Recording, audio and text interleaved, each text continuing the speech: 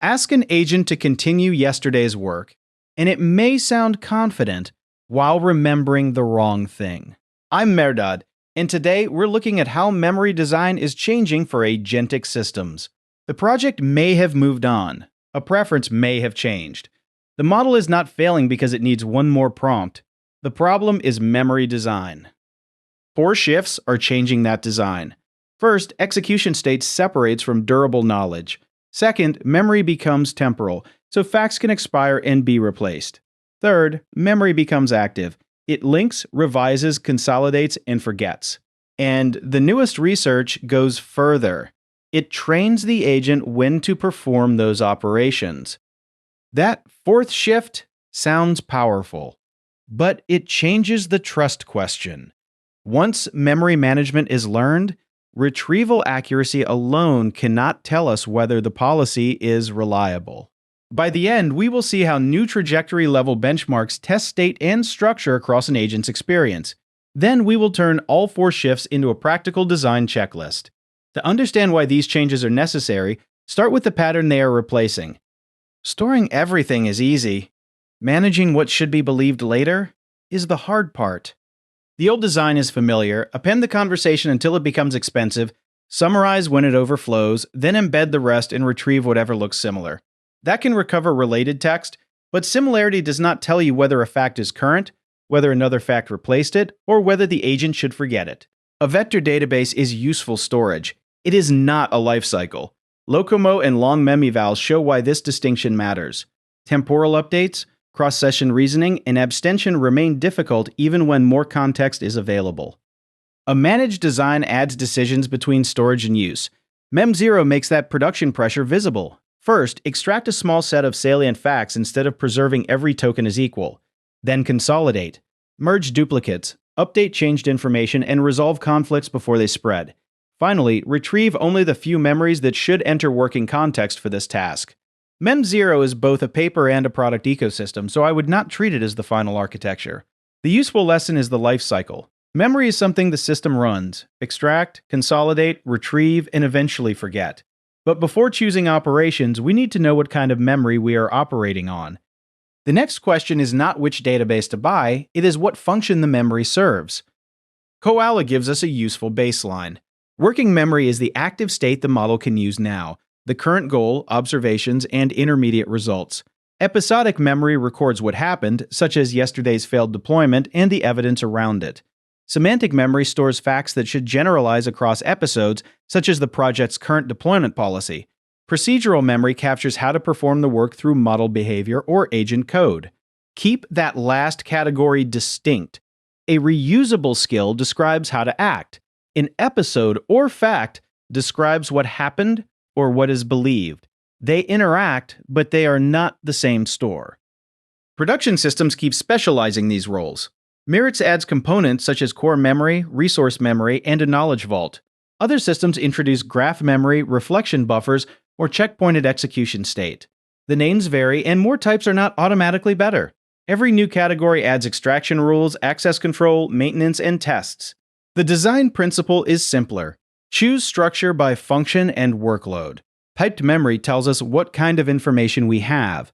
It still does not tell us who owns it, how long it lives, or whether it belongs to one execution or every future interaction. That is where the first shift begins. The first shift separates execution state from durable knowledge. LangGraph makes the boundary concrete. A checkpointer saves snapshots of one thread's graph state. It lets the workflow resume, replay, or recover from interruption. A durable store serves a different purpose. It preserves application-defined facts across threads, user preferences, project knowledge, or shared domain information. If we collapse both into one blob, lifecycle rules become ambiguous.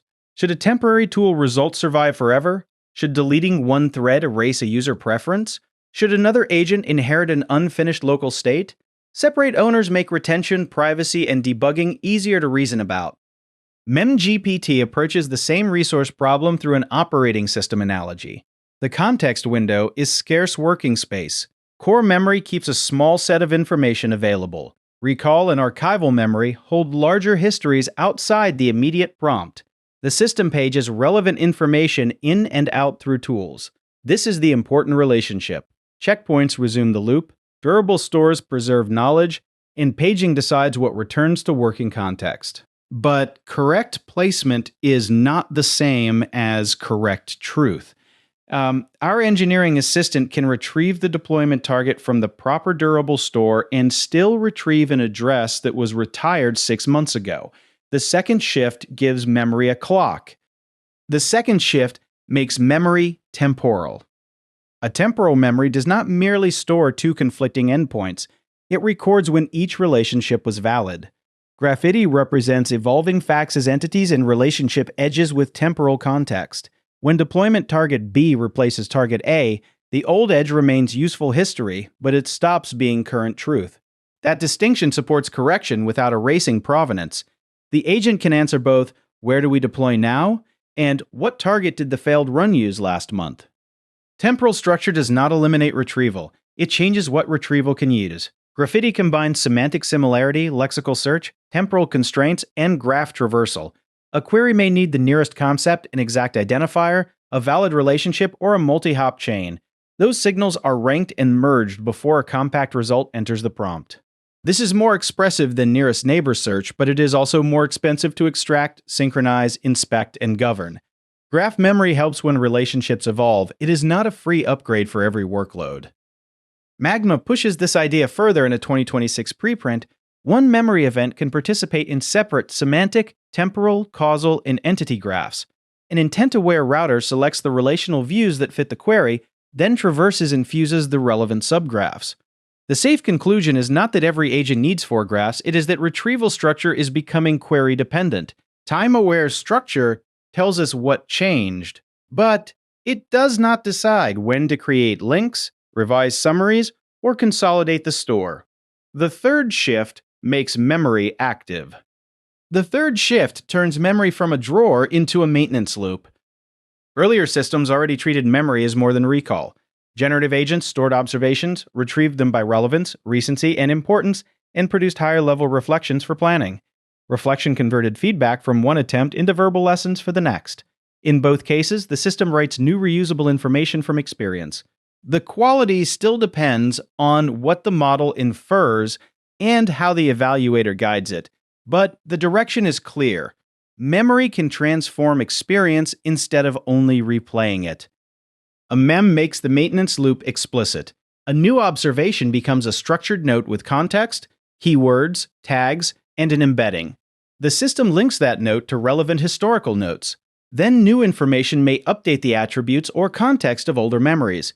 This is more than appending another chunk. The memory structure evolves as evidence arrives. That creates new responsibilities. An inferred update can be wrong. A rewritten note needs provenance, rollback, and an owner. Active memory creates active failure modes. Not every memory operation belongs on the user's critical path. Sleep-time compute moves refinement into an asynchronous process. The live agent can respond with a small working set, while a separate process consolidates notes, updates core memory, or reorganizes archival information later. That can reduce latency and give maintenance more room to inspect conflicts. But the schedule and operations are still policies that engineers designed. A rule decides when to summarize, which neighbors to rewrite, and what to delete. Active does not yet mean adaptive. The fourth shift changes who writes the memory policy. The fourth shift makes the maintenance policy itself learned.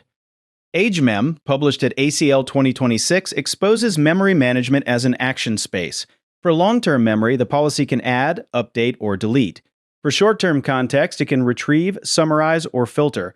The agent chooses what operation to use and when to use it as part of solving the task. This moves the decision boundary. In A-Mem, engineers specify the linking and evolution mechanism. In AgeMem, reinforcement learning trains a policy over the operations. The architecture can adapt its memory behavior to the workload instead of applying one fixed rulebook everywhere. AgeMem trains progressively more complete memory behavior and uses stepwise reinforcement learning to handle rewards that arrive after several memory decisions. The attractive possibility is workload-specific control. One policy may learn to preserve workflow knowledge, while another aggressively filters noisy context. But learned control moves mistakes into a harder debug layer. The agent may store persuasive noise, delete evidence it later needs, or optimize a reward that does not represent reliable memory. Training cost and reward design now become part of the memory architecture. This is emerging work, not a default production recipe. A learned policy can adapt, but it can also learn the wrong behavior. So the final question is not how much it retrieves, it is whether correct state and structure survive across the full trajectory.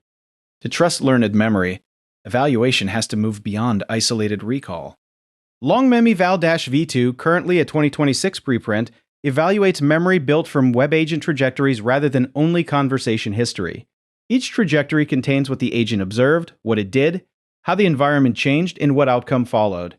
A memory system must turn that noisy experience into reusable states, events, and workflows.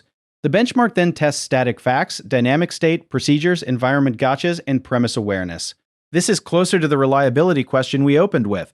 Did memory preserve the evidence an experienced agent needs across many steps? StructMemEval adds another correction. Sometimes the task does not only require the right facts, it requires the right organization, a ledger, a list, a tree, or another structure that supports later operations. A system can retrieve every individual item and still fail because it never maintained the relationships the task needs.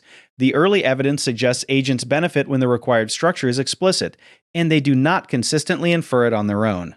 Memory quality includes shape, not only content. A recent comparative preprint asks whether we are ready for an agent-native memory system.